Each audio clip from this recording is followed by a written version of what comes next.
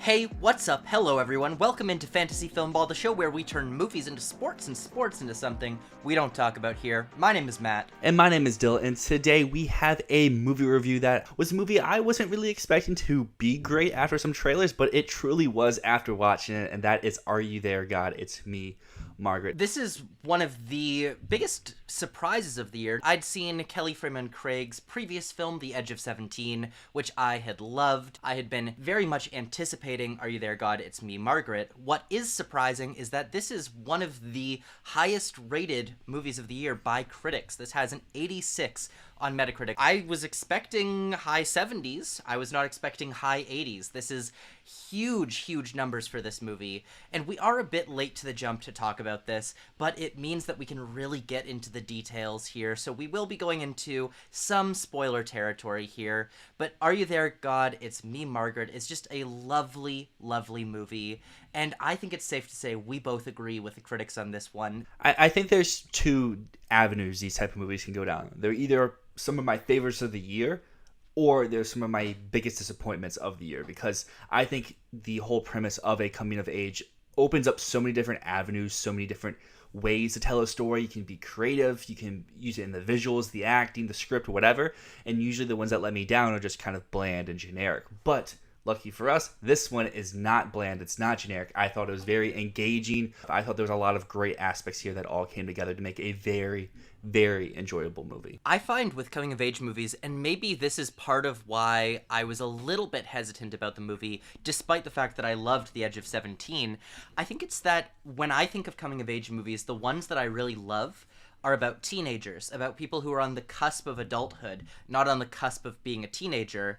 So maybe part of me was looking at this and thinking of it as like Diary of a Wimpy Kid, but set in the 1960s. Kelly Fremon Craig, she delivers, and she directs this movie with such tenderness, such heart. You feel like she really empathizes with these kids, with everything that they're going through, and her script balanced humor and heart just so incredibly well. I also really liked the way that she captured the era of the film. She captured the 1960s without ever having to make huge references to the time period. There was no moment in this like we see in so many coming-of-age movies that are set in the past, where it'll be like, it's the 1960s, we're all watching the moon landing, ooh, look at that. There was none of that in this movie. It just used the era to create a feeling and point out how universal Margaret's story of growing up really is. This isn't just about a kid growing up in the 60s. This is about a kid growing up in any time period. I think the direction is probably one of the least interesting aspects when it comes to the movie. I don't think it's bad, but I don't think it's out there trying to be different. It's very serviceable. Like, it knows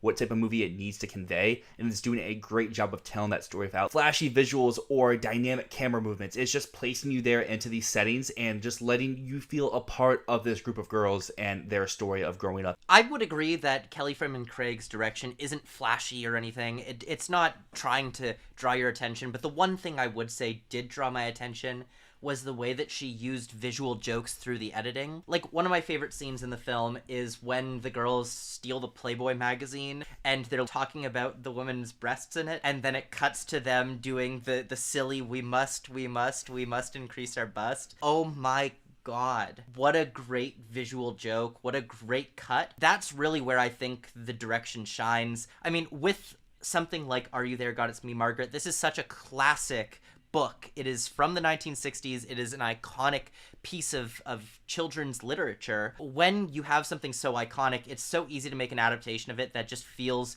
boring, because everyone has been copying from this text in their own coming-of-age movies for the last 50 years. Now, the screenplay surprised me at how deep it is and how it spoke about religion, actually. Above all of the coming-of-age stuff, I was really shocked that a book from the 1960s would be so open about exploring religion and about trying to figure out where you fit into the world. I thought that was really deep and really touching, and it really struck me and moved me. The script is the highlight of this movie here. While I very much appreciate the themes it goes into about a young girl going into teenhood and all the stuff that comes with that, whether it's bodily functions or whether it's relations with your friends around you or your family. I very much appreciate all that, but it's not something I related to. But something I did very much relate to was this topic of religion. Coming from a family that is a split religion, just like Margaret's was, I was like, wow, I've been in this exact same situation. This is very interesting, very fun to see. So I really appreciate that aspect here with the script. I think was very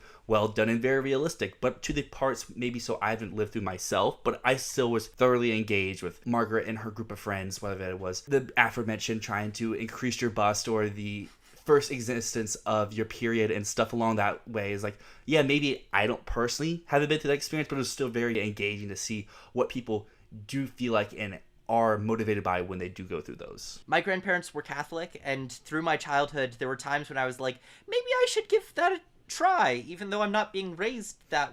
Maybe I should just try that. And then, ultimately I realized that's just not for me, which is kind of the path that Margaret takes in this movie. And I was really pleased as well to see, I don't know how the book ends, but I hope the book kind of goes in a similar direction, because I really appreciated that she's her own person no matter what she chooses, and there's no right decision or wrong decision.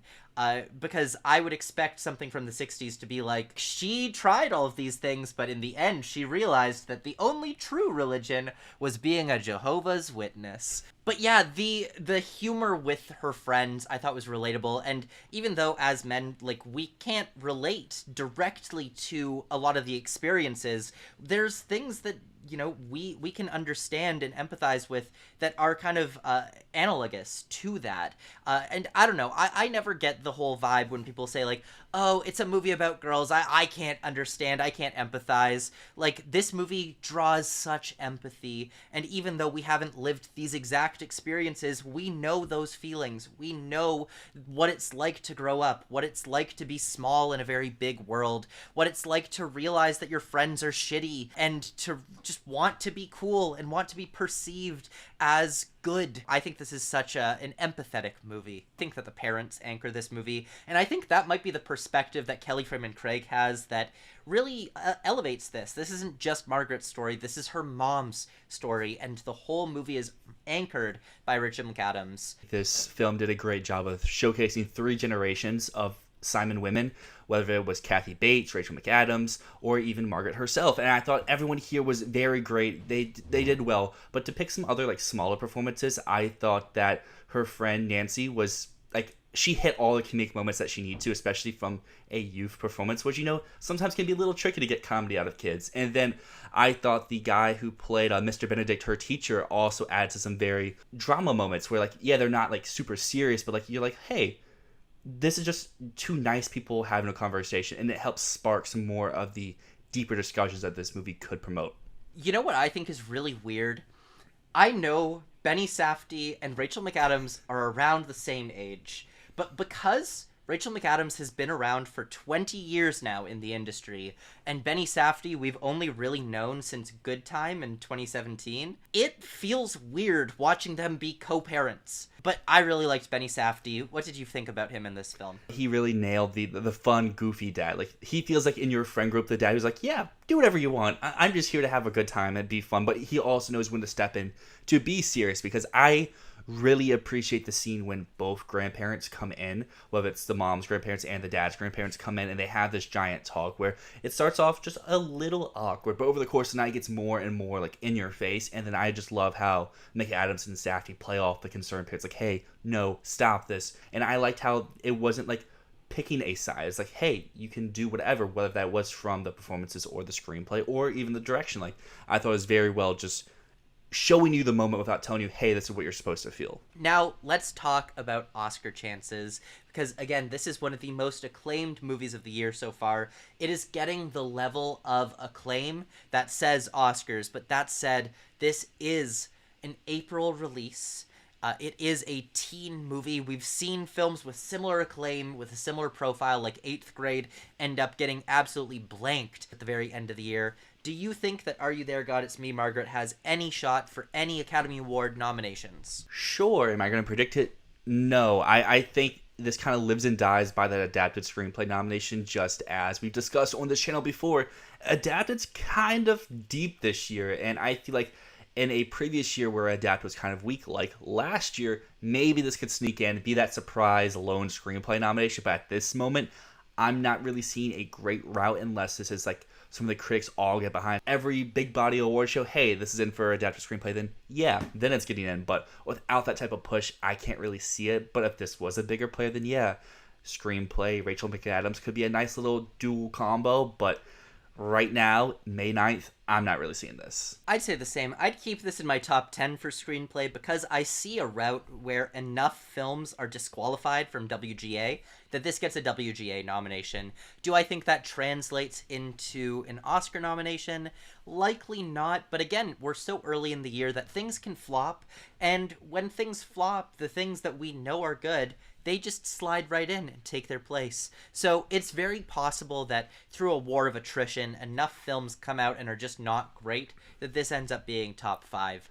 I don't see that happening. I'm looking here at Google to see what its budget is, and there's a few different reports, but it seems like it's around $30 million, which sadly would make it too expensive to qualify for Indie Spirit. So it's like, oh, maybe that could be like the start of its run where we see McAdams pop up, we see screenplay, then it goes from there. But sadly, it does not look like it will be eligible there. But I agree with you. If enough stuff is ineligible, this definitely does show up at WGA. One of my major thoughts coming out of this movie is this might not be an Oscar movie, but I think Kelly Fremon Craig in the next 5 to 10 years is going to have a Best Picture nominee. I think that's a great point. This could be, who knows, our 2026 first time nominee that we have been saying here that, you know, kind of needs to happen. So I think that's a great thing. She's made 2 great movies, and I'm sure she'll continue that in the future. And whatever she does next, it's probably going to be going very, not high up in my predictions, but it's going to be in my predictions for sure. She is such a talent and someone to watch. But thank you so much for watching. Let us know what you think about this movie. Did it melt your heart just the way that it melted ours? Let us know in the comments. But until next time, my name is Matt. And my name is Dyl, and this is Fantasy Filmball.